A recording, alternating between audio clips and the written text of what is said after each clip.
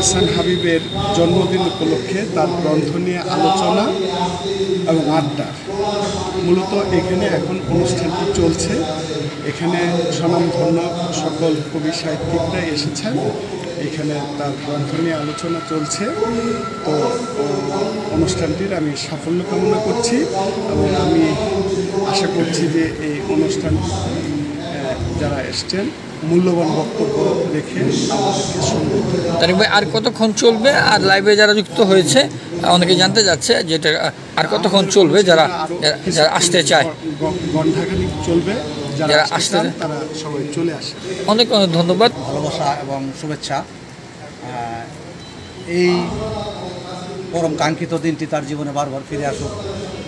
এই কবির কাছ থেকে আরও আমরা ভালো ভালো কবিতা চাই, এই আশাবাদটি ব্যক্ত করছি। প্রথমেই আজকে এখানে আমরা সমবেত হয়েছি, যদিও বেরসিক বৃষ্টি এবং গরম মিলিয়ে খুব একটা অনুকূল পরিবেশ না অনুষ্ঠান পরিচালনার জন্য, তবুও আমরা এসেছি বন্ধুত্বের টানে, ভালোবাসার টানে, হৃদয়ের টানে।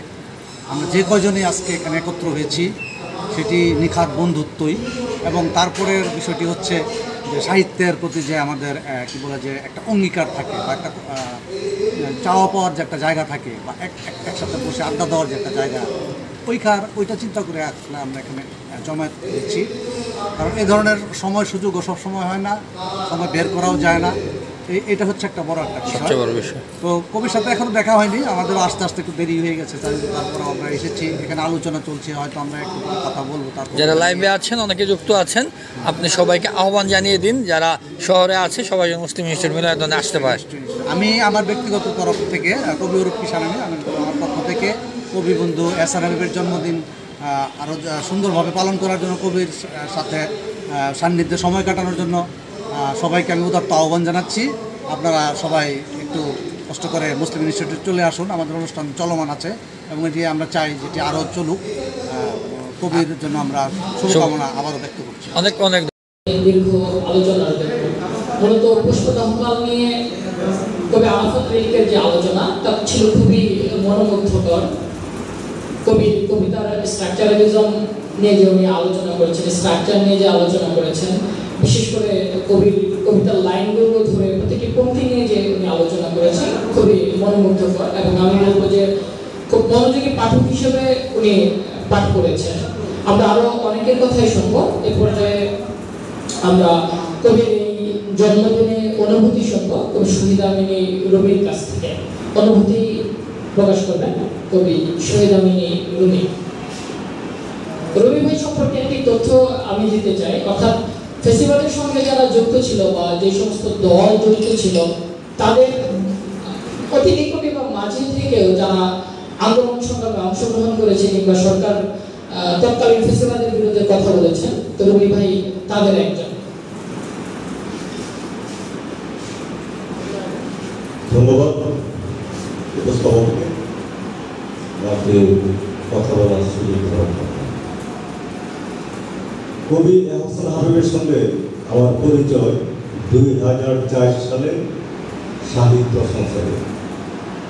আমি বাংলাদেশের সাহিত্য সংসদে যাই 2004 সালে। তখন ওই সাহিত্য সংসদে যে কয়েকজন গ্ল্যামার কবি, তার মধ্যে কবি আহসান হাবিব একজন।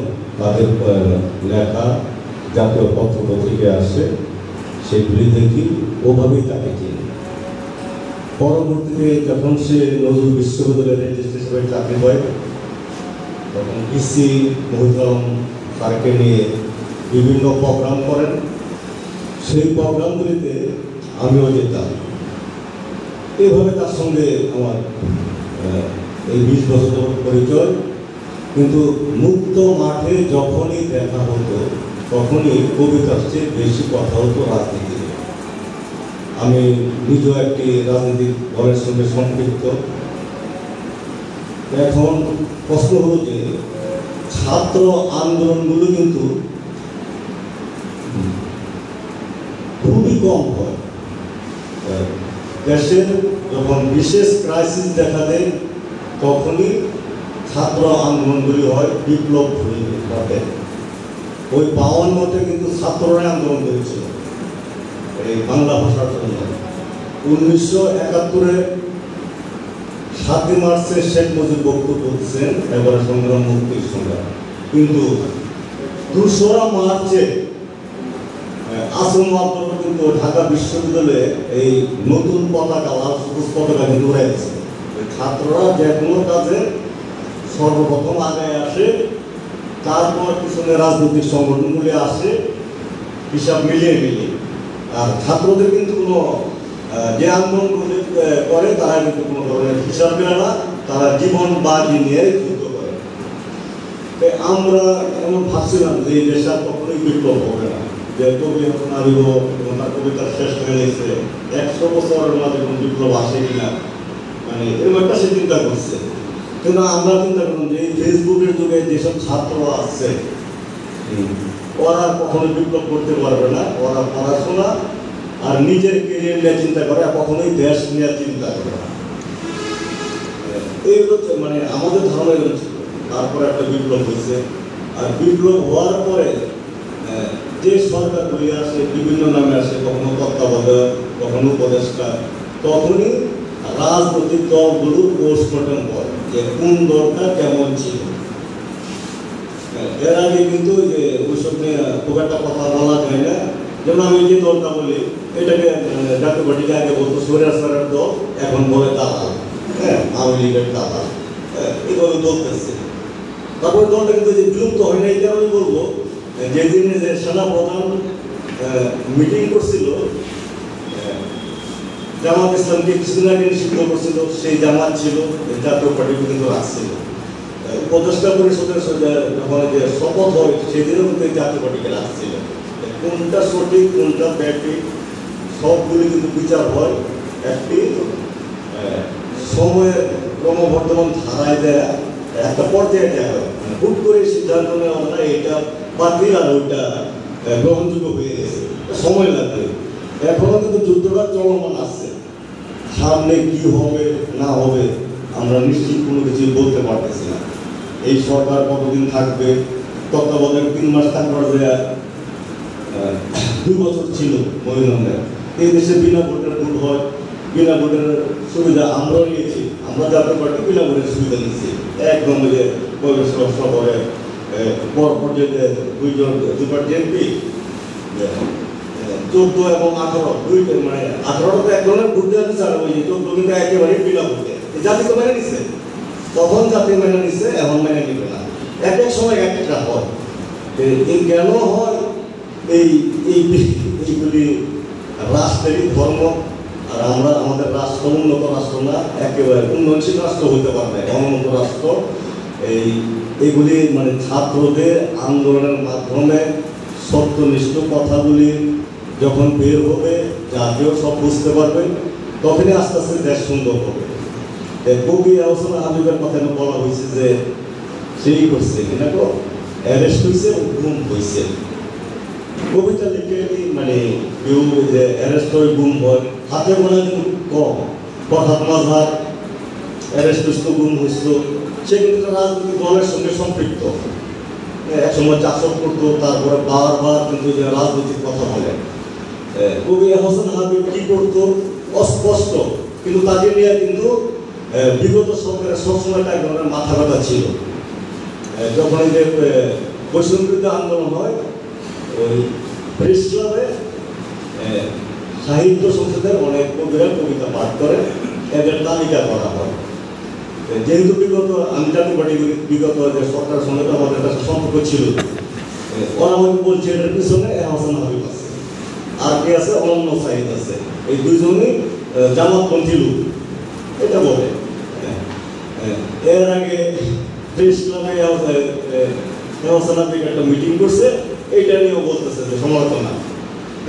সেও রাজনৈতিক দলে ছিল বা ছিল না, শুধু কবিতা বিষয় তেমন না। দেশে সবসময় কিন্তু সচেতন লোক এবং এক ধরনের তার মাঝে বিপ্লব আছে, সবসময় সে ভূমিকায় যেত।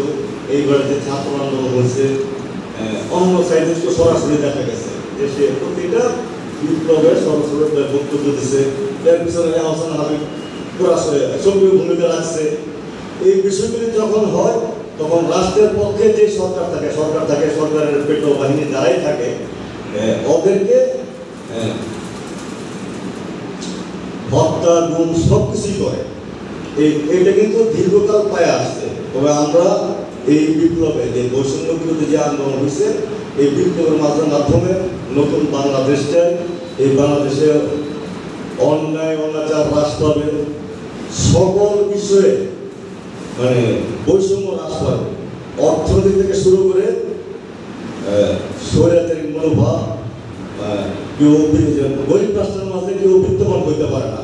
যে রাষ্ট্রটাই করি এখানে যে 5,000 গাড়ি যে নেশালা সেটা তো সম্ভব না। এত মানে আমি এক ভদ্রলোকে দেখলাম যে জুতা কিনে $6,000 দিয়ে। আমাদের যে সাবেক মন্ত্রী, ভূমিমন্ত্রী, তার বক্তব্য হলো যে জুতা কিনে $6,000 দিয়ে, বুট কিনে $6,000, দুবাই আছে 320টা বাড়ি, লন্ডন আছে 100 মতো বাড়ি। গরিব রাষ্ট্রের মানুষ এতগুলি বাড়ি হয় কি করে?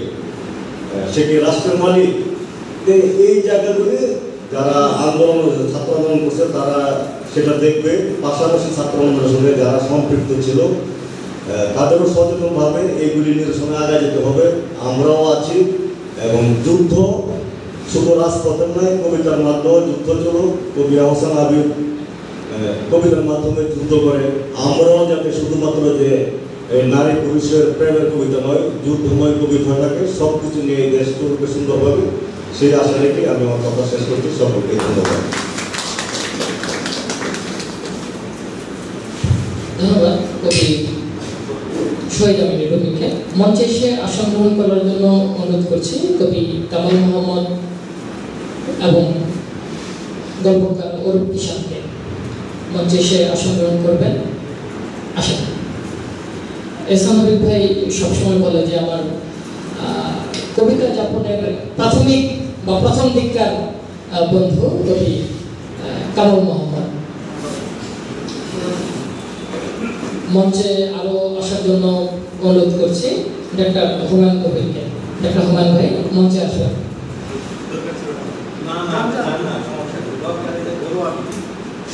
আমরা অনুষ্ঠান খুব দীর্ঘ করব না।